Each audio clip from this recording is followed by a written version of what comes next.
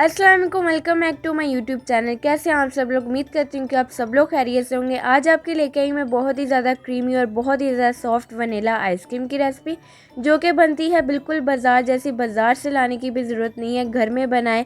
सिर्फ और सिर्फ 3 चीज़ों के साथ इसे हम लोग तैयार करेंगे। तो इसके लिए आपने मेरी वीडियो को फुल वॉच करना है, और अगर आप लोग मेरे चैनल पर नए हैं तो जल्दी से जाएँ सब्सक्राइब कर लें। तो आइए चलते इस मज़ेदार सी वनीला आइसक्रीम बनाने के लिए किन किन चीज़ों की ज़रूरत है। तो यहाँ पे जी सबसे पहले एक पैन लेंगे, उसके अंदर तकरीबन 1 कप दूध शामिल करेंगे। दूध शामिल करने के बाद अब इसका हम लोग बॉईल आने का वेट करेंगे।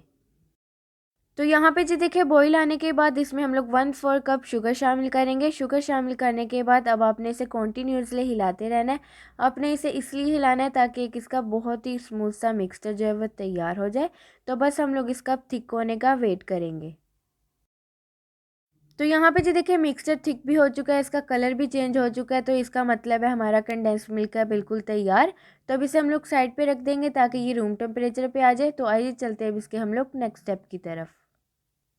तो यहाँ पे जी एक बाउल में 1 कप व्हिपिंग क्रीम शामिल करेंगे। यहाँ पे मेरी थोड़ी सी फ्रोज़न थी, इससे कोई मसला नहीं होता।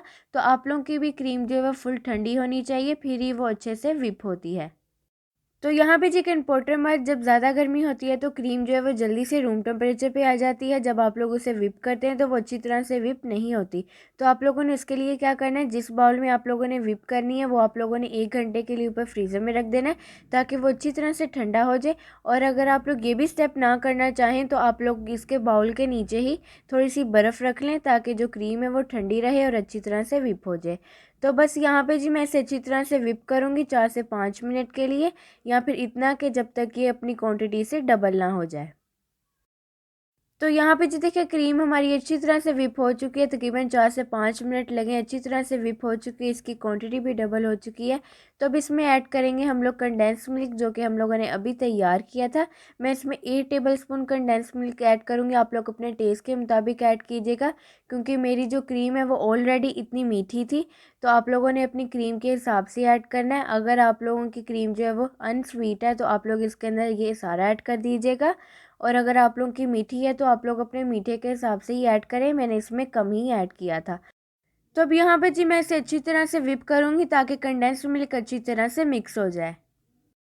अब इसमें ऐड करेंगे वनीला एसेंस, तकरीबन 1 टीस्पून। ये आप लोगों ने ज़रूर ऐड करना है, इससे आइसक्रीम का टेस्ट जो है वो बहुत ही मज़े का बनता है। तो आपको ये इजीली किसी भी मार्केट से मिल जाएगा, तो आप लोगों ने ज़रूर ऐड करना है, स्किप ना कीजिएगा। तो बस हम लोग इसे इतना मिक्स करेंगे कि वनीला एसेंस जो है वो अच्छी तरह से मिक्स हो जाए। तो यहाँ पे जी देखिए, आइसक्रीम का मिक्सचर है बिल्कुल तैयार। तो यहाँ पे जी एक इम्पोर्टेंट बात, जब भी आप लोग आइसक्रीम का मिक्सचर बनाएं तो आप लोगों ने क्रीम में थोड़ी सी सॉफ्टनेस जो है वो रखनी है। आप लोगों ने ओवर बीटिंग करके क्रीम को बहुत ज़्यादा हार्ड नहीं बनाना। ये आप लोग देख सकते हैं कि आप लोगों ने इतनी इसके अंदर सॉफ्टनेस जो है वो रखनी है। इससे फिर आपकी क्रीम जो है वो बहुत ही ज़्यादा क्रीमी और सॉफ्ट बनती है। तो ये टिप जो है वो ज़रूर ट्राई कीजिएगा। और अब आप लोगों ने यहाँ पे जी एयर टाइट बॉक्स लेना है, उसके अंदर आप लोगों ने अपने मज़ेदार सा आइसक्रीम का मिक्सचर जो है वो शामिल कर देना है। और शामिल करने के बाद आपने एक स्पून की मदद से ऊपर वाले मिक्सचर को अच्छी तरह से इक्वल करना है। और यहाँ पे जी अब आप लोगों ने 1 से 2 मरतबा इसे अच्छी तरह से टैप करना है, ताकि नीचे से आइसक्रीम का मिक्सचर अच्छी तरह से इक्वल हो जाए और इसके अंदर जो एयर बबल्स हैं वो भी रिमूव हो जाए। तो यहाँ पे जी अच्छी तरह से टैप करने के बाद फॉइल पेपर लेंगे, अच्छी तरह से इसे कवर करेंगे, कहीं से भी इसके अंदर हवा जाने के चांसेस जो है वो ना रहे। तो अच्छी तरह से इसे सील कीजिएगा। अब बस इसे मैं फ्रीज़र में रखूँगी तकरीबन 10 से 12 घंटे के लिए, ताकि ये अच्छी तरह से फ्रीज़ हो जाए। तो यहाँ पे जी देखिए, 10 से 12 घंटे के बाद आइसक्रीम है बिल्कुल तैयार। तो अब इसके मैं आपको स्कूप बना के दिखाऊंगी। बहुत ही ज़्यादा क्रीमी और बहुत ही ज़्यादा सॉफ्ट आइसक्रीम बनी थी, और इसके अंदर बिल्कुल भी आइस क्रिस्टल जो है वो नहीं बने थे। आप लोग देख सकते हैं कि आइसक्रीम स्कूप से ईजिली आइसक्रीम निकल रही है। तो इसका मतलब है इसके अंदर बिल्कुल भी आइस क्रिस्टल्स नहीं बने, और आपकी आइसक्रीम है बिल्कुल परफेक्ट। तो अब यहाँ पे जी देखिए, माशाल्लाह से आइसक्रीम है बिल्कुल तैयार। इस तरीके से ज़रूर बनाइएगा ताकि आप लोगों को बाज़ार से लाने की भी ज़रूरत ना पड़े। तो आप लोगों ने ज़रूर ट्राई करनी है मेरी झटपट सी रेसिपी, और अपना फीडबैक भी ज़रूर देना है कि आप लोगों को ये रेसिपी मेरी कैसी लगी। तो आप लोग यहाँ पे जी देख सकते हैं कि बहुत ही ज़्यादा क्रीमी और बहुत ही ज़्यादा सॉफ्ट आइसक्रीम बनी थी। आप लोगों को इसके टेक्सचर से ही देख के अंदाज़ा हो रहा होगा कि ये कितनी ज़्यादा सॉफ्ट है। तो ज़रूर ट्राई कीजिएगा, अपना फीडबैक भी ज़रूर दीजिए कि आप लोगों को ये रेसिपी मेरी कैसी लगी।